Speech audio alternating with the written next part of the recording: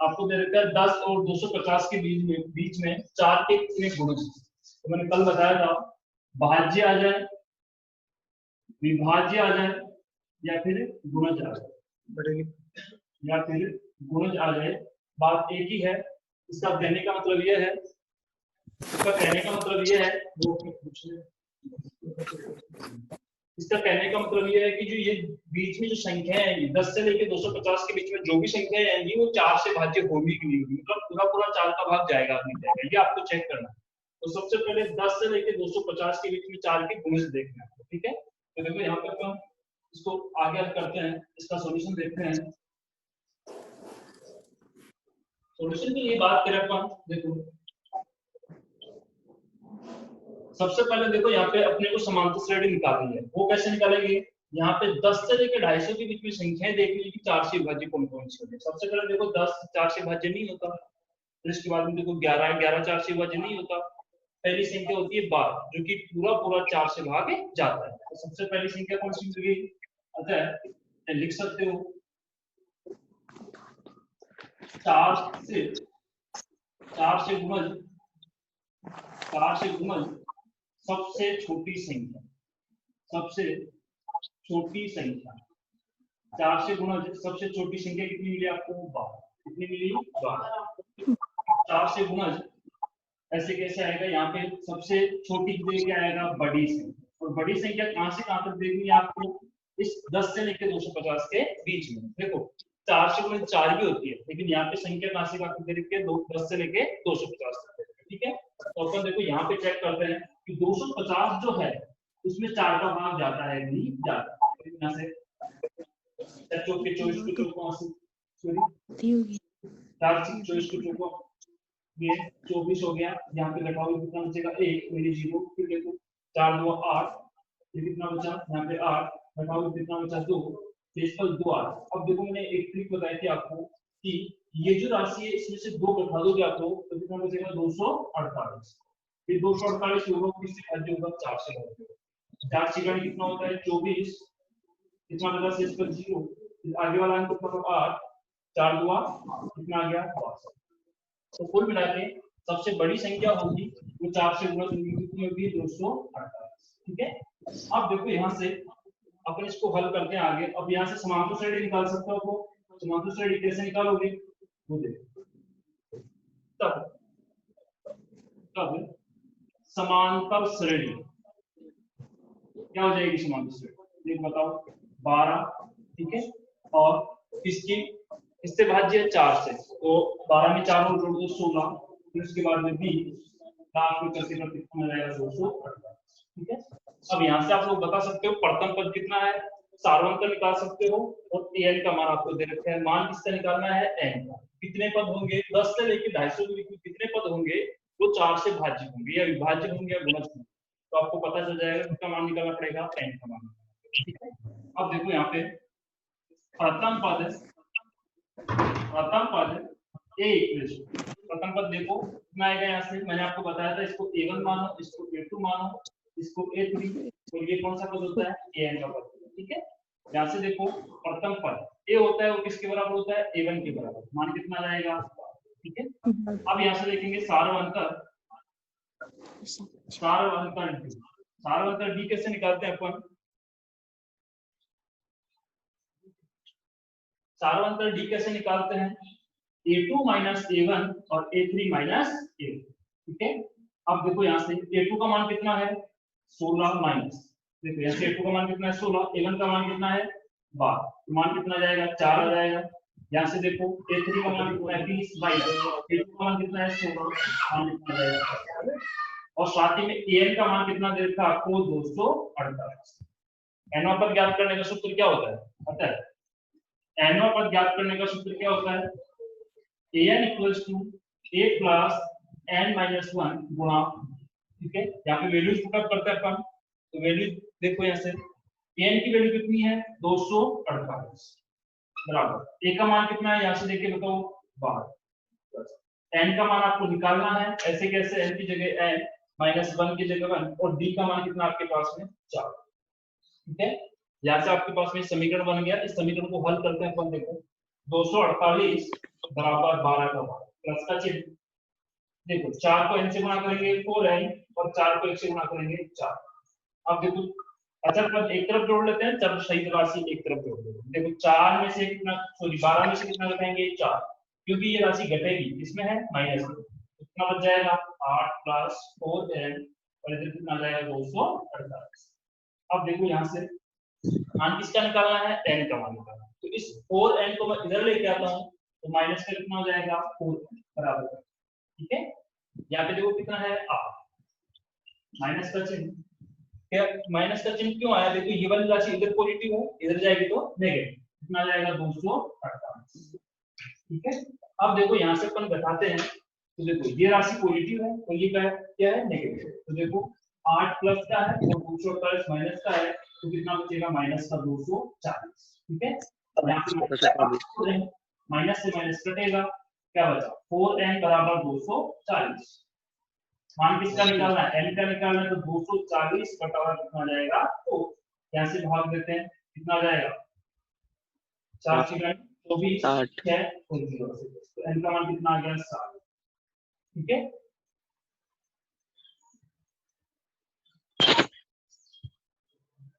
n का मान कितना आ गया 60, अतः 10 से लेकर 250 के बीच में 4 से विभाज्य होने वाली कितनी संख्याएं हैं 7, तो लिख सकते हैं अतः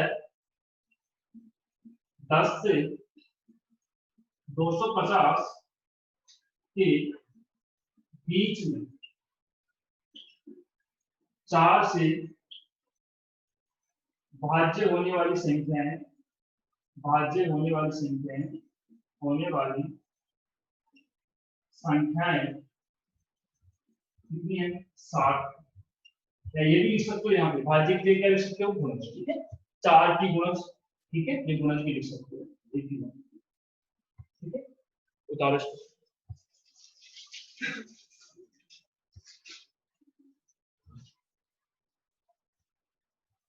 मेरी आपका, देखो यहाँ से ये दोबारा क्वेश्चन समझा देता हूँ मैं वापस से आपको।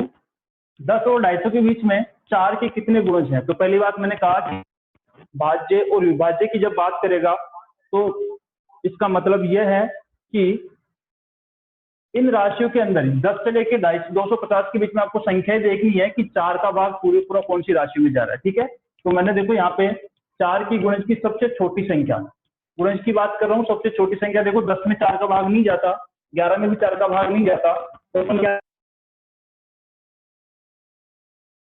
ठीक है। तो अपनी पहली संख्या कौन सी ली, सबसे छोटी संख्या 10 से 250 के बीच में कौन सी है 12। इसी प्रकार अपन दोबारा से चेक करते हैं, देखो यहाँ से पता चल जाता है ये जो के अकॉर्डिंग दिए, ठीक है। तो यहाँ से आगे वाला पद भी निकाल सकते हैं, 12 में 4 जोड़ दो, क्योंकि किसका गुणज है, किसका गुणज है 4 का गुणज है, तो 12 प्लस 4 कितना हो गया 16, 16 में 4 जोड़ो कितना हो गया 20। इसी प्रकार अपन लास्ट का अंक देखते हैं, तो लास्ट का अंक मिलता है आपको 250, ठीक है। 250 में अपन देख के देखते हैं पूरा पूरा जाता है नहीं जाता, तो देखो यहाँ से 4 का भाग देते हैं, तो देखो 4 छिगाने कितना होता है 24, ठीक है। घटाओ, अब देखो यहाँ से 4 का पाठ कितनी बार, 2 बार बोल सकते हैं ज्यादा ज्यादा, तो कितना होगा 8, 2। अब देखो ये 2 जो शेषफल बचा है वो इस घटा देते हैं, 250 में कितना घटाएंगे 2 घटा देते हैं, यदि माइनस कर देते तो कितना आ जाता है 248, और इस 248 में भाग देके देखो किसका 4 का, तो ये पूरा पूरा जाता है। देखो यहाँ से 4 का पारा 6 बार बोलते हैं, कितना हो गया 6 चौके 24, या सॉरी 6 चौके 24 है, 4 छिगाने 24 एक ही बात है। शेषफल घटाओ कितना बचा 0, फिर यहाँ पे कितना उतारेंगे 8, देखो 4 दूसरा कितना होता है 8, तो पूरा पूरा जा रहा है कि नहीं जा रहा है यहाँ से भाग, ठीक है। आ रहा है यहाँ तक समझ में, आ रहा है बेटा यहाँ तक समझ में, कोई दिक्कत नहीं है। देखो बेटा 3 संख्याएं समान श्रेणी में है, यदि उनका योग -3 है तथा गुणनफल कितना आपके पास में 8 हो तो संख्याएं ज्ञात कीजिए। सबसे पहले अपन संख्याओं की बात कर रहे हैं, ठीक है, तो संख्याएं आपको माननी पड़ेंगी इस क्वेश्चन में, क्योंकि देखो यहाँ तो कुछ ही नहीं दे रखा है, 3 संख्याएं दे रखी है और समांतर श्रेणी में है, लेकिन अपने को पता नहीं कि कौन सी संख्याएं है। तो देखो मैं बात करूं, विषम संख्याएं हो तब कौन सी संख्याएं माननी है और सम संख्याएं हो तब कौन सी संख्याएं माननी है आपको, ठीक है। तो यहाँ तो क्या दे रखा है, विषम दे रखा है, ठीक है, संख्या ए और ए, ठीक है। और जब बात करेगा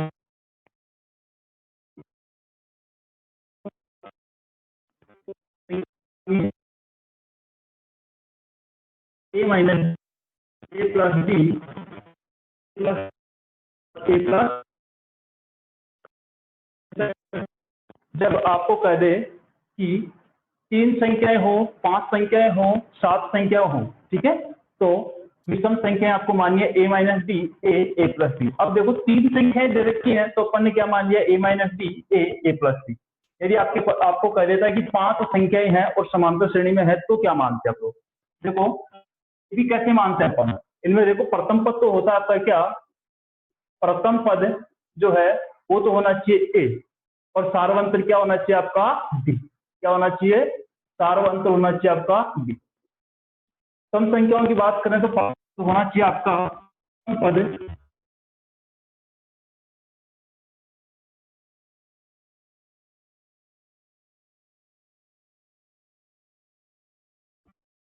संख्याएं माननी है आपको कि विषम संख्याएं आ जाए तो A minus D A plus D, और सम संख्याओं की बात करेंगे तो A minus 3d A minus D A plus 3d। ठीक है, यहाँ पे देखो देखिए ये मान लो यदि आप समी है, 2 संख्याओं की बात करेगा तो ये 2 संख्या ही मान लेनी आपको, ये वाली और ये वाली छोड़ देनी। अब देखो 3 संख्याओं की बात कर रहा है तो मैंने 3 संख्या यहाँ पे आपके पास में लिख दी, लेकिन आपको कह दे कि यहाँ पे 5 संख्याएं हो, सपोज करो 5 संख्याएं दे रखी होती समांतर श्रेणी में, क्या लिखते हैं ए प्लस, ठीक है, इस हिसाब से अपन लिखते हैं। तो आपके मोस्टली 2 क्वेश्चन एक एग्जाम्पल दे रखा है, 3 संख्याएं समांतर श्रेणी में है तो 3 संख्याओं के लिए कौन सी संख्या माननी पड़ेगी, ए माइनस बी ए प्लस बी। ठीक है, और सम संख्याओं की बात करेगा तो 4 संख्याओं की बात करेंगे तब कौन सा लेंगे, A minus 3d A minus D A plus D A plus 3। ठीक है, ये वाली संख्या आपको चूज करनी है, और संख्या चूज इस हिसाब से करते हैं, और भी संख्या दे सकते हैं, ऐसी कोई बात नहीं है। यदि तो संख्या ऐसे चूज करनी है कि प्रथम पद तो क्या है आपका ए, ठीक है, सार्वंत्र क्या है आपका डी। जब सम संख्याओं की बात करेगा तो प्रथम पद क्या है, वही ए आना चाहिए, और सार्वंत्र क्या आना चाहिए आपका 2d। देख सकते हो आप लोग यहाँ पे सब में, ठीक है,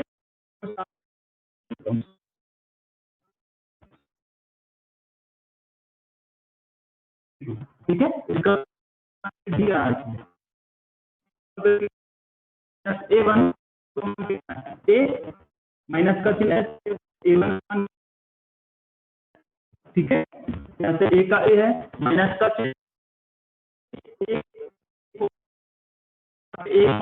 एक को ए से गुणा करेंगे क्या जाएगा, माइनस का ए, फिर देखो माइनस माइनस को गुणा करके दिखा प्लस और माइनस कैंसिल आउट, क्या बचा। तो देखो मैंने कहा था कि प्रत्येक पद विषम संख्याओं की प्रथम पद क्या है ए और सार्वंत्र क्या है डी, तो ये संख्या, ठीक है। अब देखेंगे 2d आना चाहिए, ठीक है। तो देखो a2 में से a2 का मान कितना है,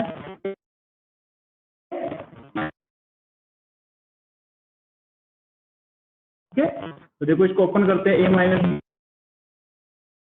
प्लस का 3d। अब देखो यहाँ से ये प्लस का है,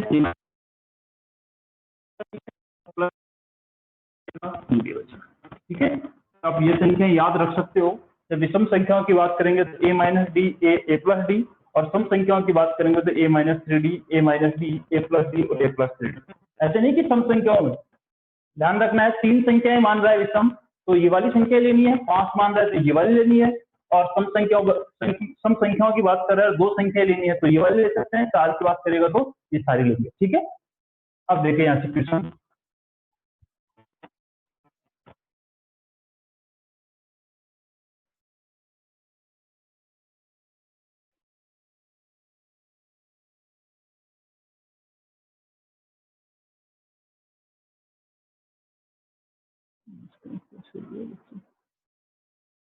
तो देखो यहाँ पे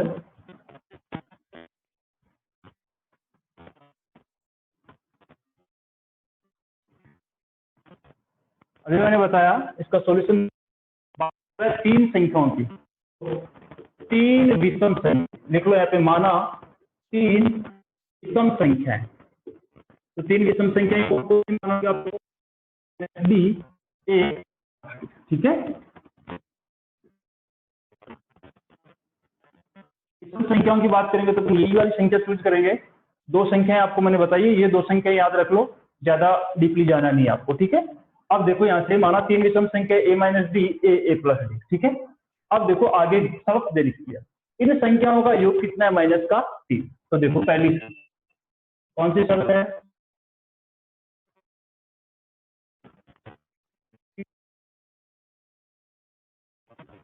तीनों संख्याओं का योग कितना है? माइनस का 3। इनका योग करेंगे और माइनस का 3 बराबर में आएगा। तो देखो a माइनस डी प्लस बराबर कितना है? माइनस का 3। मैंने कुछ ही नहीं किया, इस संख्या को रखा, प्लस का चिन्ह लगा दिया। क्यों? क्योंकि जोड़ रहे हैं अपन संख्याओं को, ठीक है। दे रखा आपको कंडीशन दे रखी है कि क्या करना है? संख्याओं का योग करना है, ठीक है। a minus D, A plus D कर दिया और माइनस का 3। यहाँ से हल करते हैं इसको, देखिए प्लस का डी है, कैंसिल आउट हो जाएगा।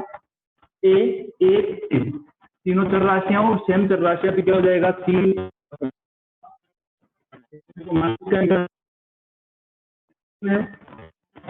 ये संख्या गुणा में है, नीचे जाएगी तो किसी माइनस का 1, ठीक है। अब देखो दूसरी शर्त, क्या दे रखी है आपको? दूसरी शर्त दे रखी है आपको, तीनों संख्याओं का क्या है? गुणनफल। क्या दे रखा है? तीनों संख्याओं का गुणनफल कितना दे रखा है आपको? 8। तो सबसे पहली संख्या क्या थी? a माइनस डी, गुणा का चिन्ह। क्यों? गुणनफल की बात करा तो गुणा का चिन्ह लगाना है, जोड़ की बात करेगा तो जोड़ का चिन्ह लगाना है, घटाने की बात करा तो घटाने का चिन्ह। a गुणा a प्लस डी बराबर कितना है? 8। अब देखो यहाँ से अपन गुणा करते हैं, इसके साथ गुणा कर लेते हैं, गुणा करके अपन क्या कर देंगे? a की वैल्यू रख देंगे तो किसका मान मिल जाएगा? d का मान मिल जाएगा। तो देखो इस एक को इस एक के साथ गुणा कर देते हैं, इस एक को डी के साथ गुणा कर देते हैं। a माइनस डी को मैंने ऐसे कैसे रख लिया? गुणा का चिन्ह, इसको इससे गुणा करता हूं तो एक को a से गुणा करते हैं तो क्या हो गया? a square. आधार समान तो घाते जुड़ जाती है। प्लस का चिन्ह, a को d से गुणा करते हैं तो ad बराबर कितना आ जाएगा? 8, ठीक है। अब देखो 2 पद इसमें है, 2 पद इसमें, गुणा कर सकते हैं आगे भी अपन। तो देखो पहले अपन क्या करते हैं? इस एक को गुणा, माइनस का चिन्ह के साथ इस पूरे पद को गुणा कर लेते हैं,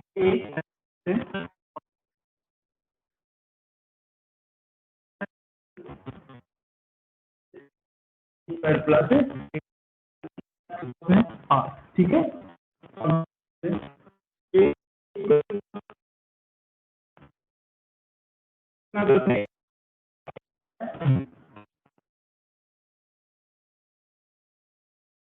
किसका आएगा? माइनस का आएगा, क्योंकि माइनस से भी गुणा करना आपको, ठीक है। फिर देखो माइनस,